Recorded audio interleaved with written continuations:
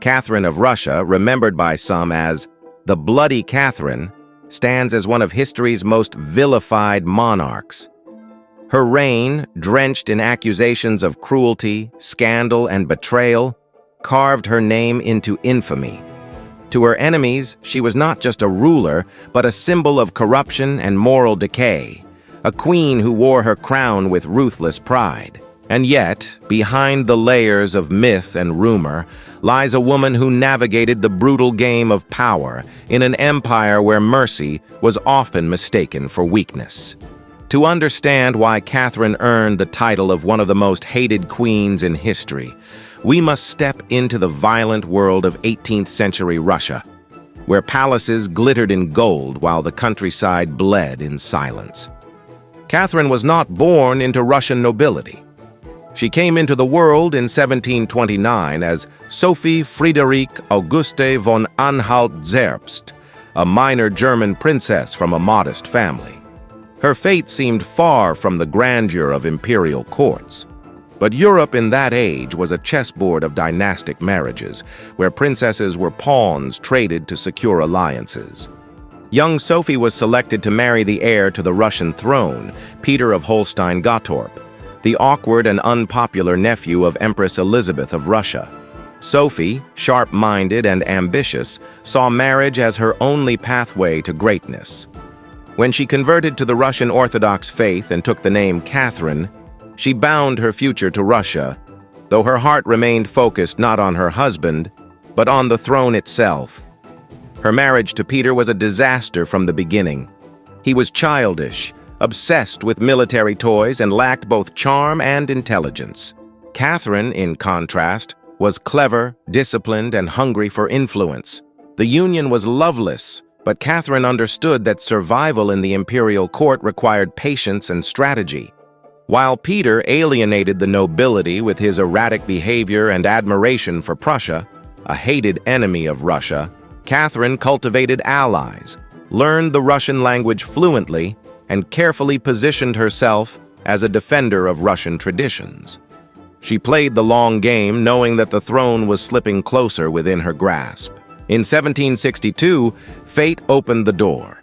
Empress Elizabeth died, and Peter ascended as Peter III of Russia. His reign, however, was short and chaotic. He offended the Russian Orthodox Church, insulted his advisors, and threatened reforms that endangered the nobility. His open admiration of Frederick the Great of Prussia further enraged the army, who despised Prussia after years of bloody wars. Catherine, recognizing the perfect storm, conspired with powerful nobles and the military. Within 6 months of Peter's coronation, Catherine launched a coup. Soldiers swore loyalty to her, and Peter, abandoned and powerless, was forced to abdicate. Days later, he was mysteriously killed while in captivity. Although Catherine denied involvement, suspicion never left her. For many Russians, the new empress had not just usurped the throne. She had orchestrated her husband's murder. This act, whether true or exaggerated, would stain her reign forever, earning her the sinister reputation that trailed her for centuries. As empress, Catherine's rule was long and transformative, lasting more than 3 decades. She was undeniably brilliant, engaging with Enlightenment thinkers like Voltaire and Diderot, and attempting to modernize Russia's administration, law, and education. She expanded the empire's borders dramatically, securing territories that made Russia a dominant European power. But progress came at a terrible cost. Catherine's reforms were selective, serving the interests of the nobility while ignoring the suffering of millions of peasants trapped in serfdom. For the common people, life grew harsher under her rule. Taxes were crushing, landowners tightened their grip, and the peasants sank deeper into misery. The glittering brilliance of Catherine's court contrasted starkly with the despair of the countryside. She was celebrated as a philosopher queen by Europe's intellectuals, but to her subjects, she increasingly appeared as a distant tyrant. The resentment boiled over in one of the largest uprisings in Russian history, the Pugachev Rebellion of 1773-1775. Yemelyan Pugachev, a Cossack who claimed to be the rightful Tsar, ignited a revolt that spread like wildfire among peasants and serfs. They rose against landlords, burned estates, and demanded freedom from bondage. Catherine's regime was shaken to its core. For nearly 2 years, the rebellion threatened to unravel the empire. When it was finally crushed, Catherine responded with merciless brutality. Tens of thousands of rebels were executed, villages were destroyed, and Pugachev himself was publicly beheaded. The revolt left behind rivers of blood, and Catherine's nickname, Bloody Catherine, became more than just a rumor. It was a reflection of the merciless violence that defined her suppression of dissent. Despite her efforts to appear as a progressive monarch, Catherine's reign was marked by contradictions. She corresponded with Enlightenment philosophers about liberty and justice, yet denied freedom to the very people she ruled. She spoke of reason and reform, yet built her power upon fear and coercion. Her court glittered with wealth and refinement, but it was built on the backs of the suffering masses. This duality fed into her notorious image. A queen admired abroad but despised at home, a woman celebrated for her intellect yet condemned for her cruelty. If Catherine's cruelty and suppression of rebellion made her hated among Russia's peasants, her scandals and personal life made her infamous across Europe. Few monarchs in history have been as relentlessly targeted by rumor and slander as Catherine the Great. Her intelligence, ambition, and dominance unsettled the male rulers of Europe, and stories about her private desires were twisted into weapons to tarnish her image.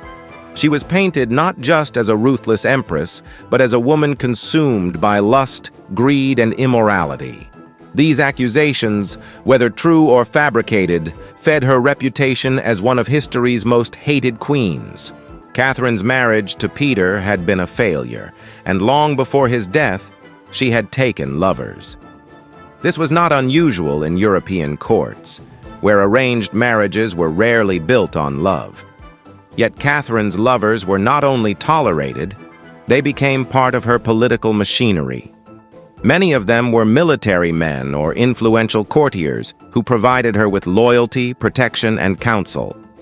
Among her most famous lovers was Grigory Potemkin, a brilliant general who played a crucial role in expanding Russia's empire into Crimea and the Black Sea. Their partnership was as much about power as it was about passion. To Catherine, her companions were allies who strengthened her rule.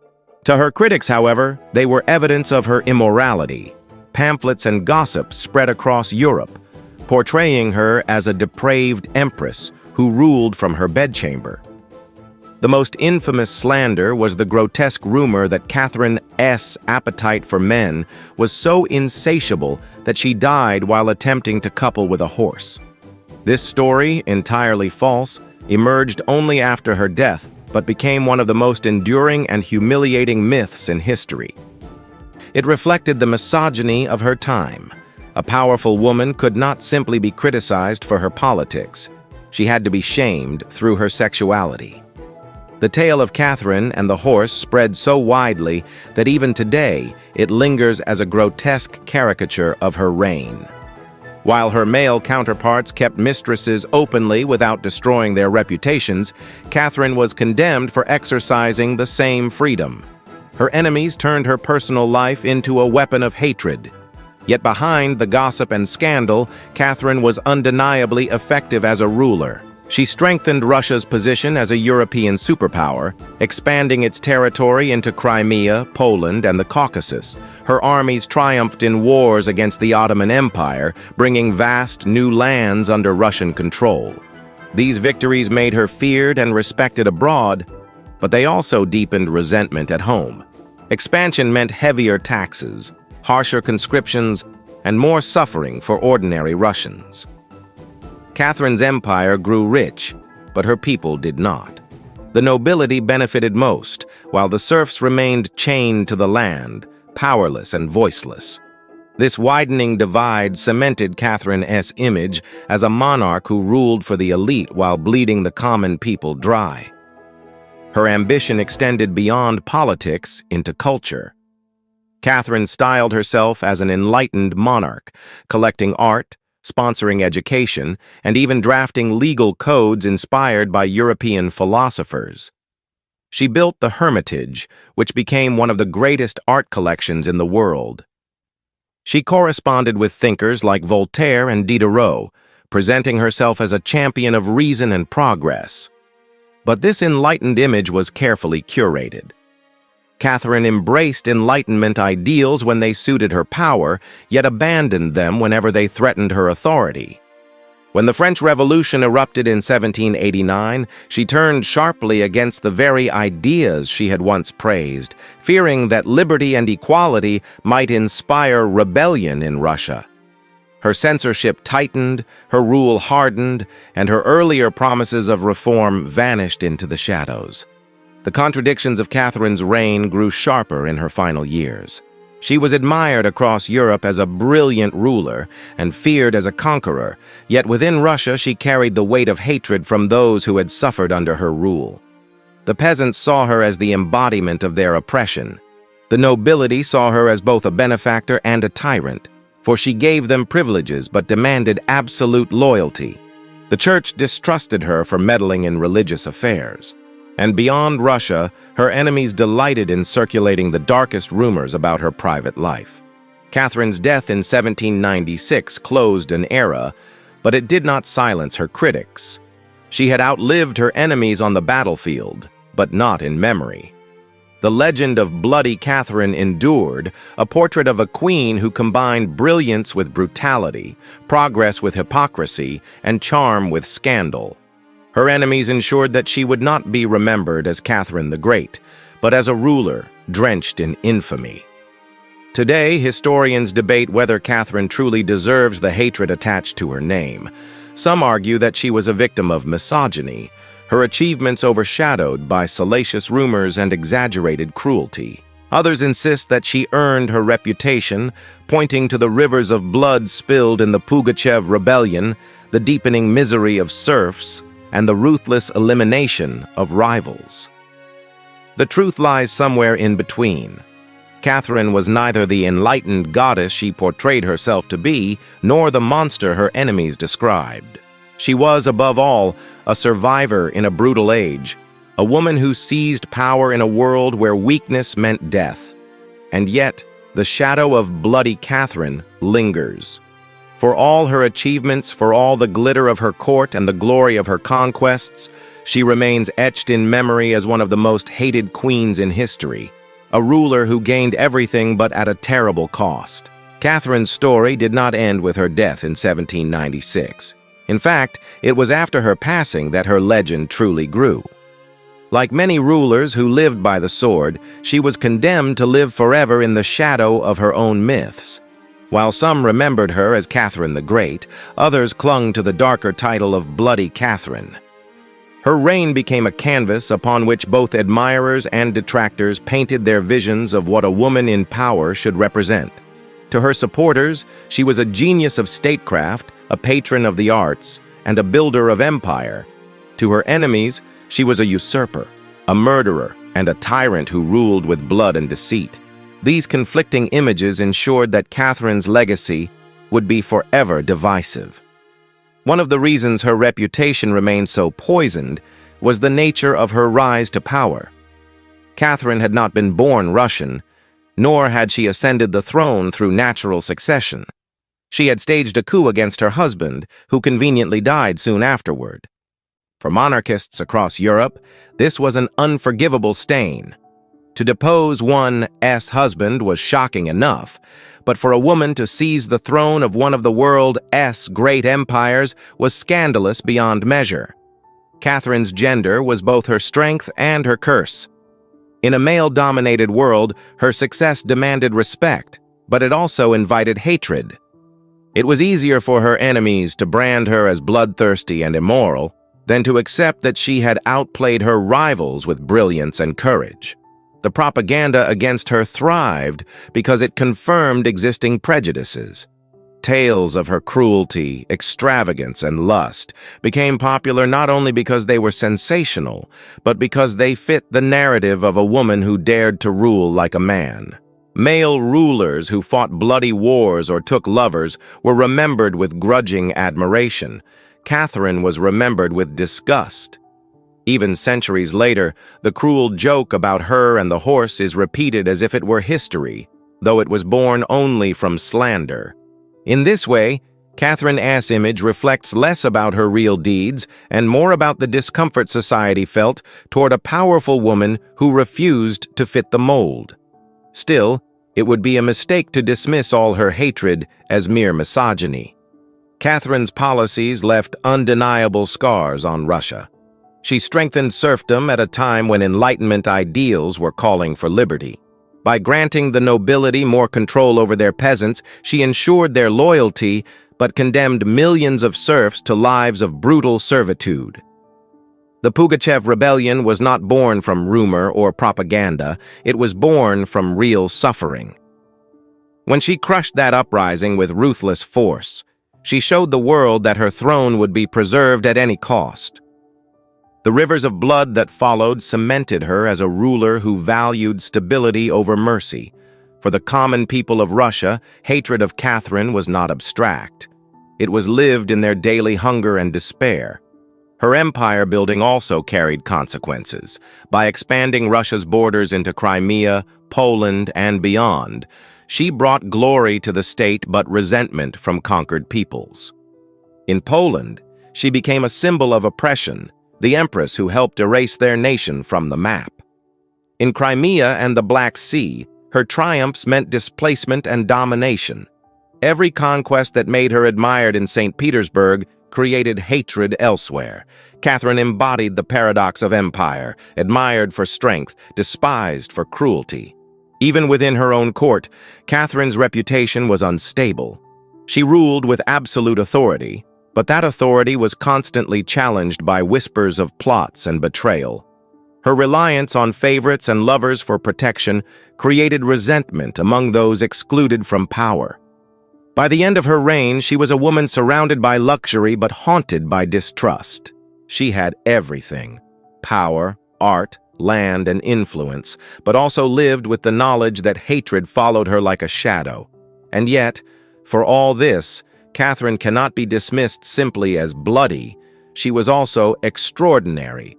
She turned Russia into a European superpower, modernized aspects of its government, and left behind cultural treasures that endure to this day. Her correspondence with Enlightenment thinkers, her patronage of the arts, and her grand vision for Russia shaped the nation's identity for generations. Few monarchs have left such a profound mark, for good or ill. That is why Catherine remains such a fascinating figure. She was both tyrant and reformer, victim and villain, enlightened ruler and ruthless autocrat. Her story reminds us of the complexity of power. Great rulers are rarely gentle, and hated rulers are rarely entirely monstrous. Catherine's legacy forces us to confront the uncomfortable truth that progress often comes at a price, and that the same qualities that make a leader strong can also make them feared. Her brilliance was inseparable from her brutality. Her strength was inseparable from her scandals, and her greatness was inseparable from her infamy.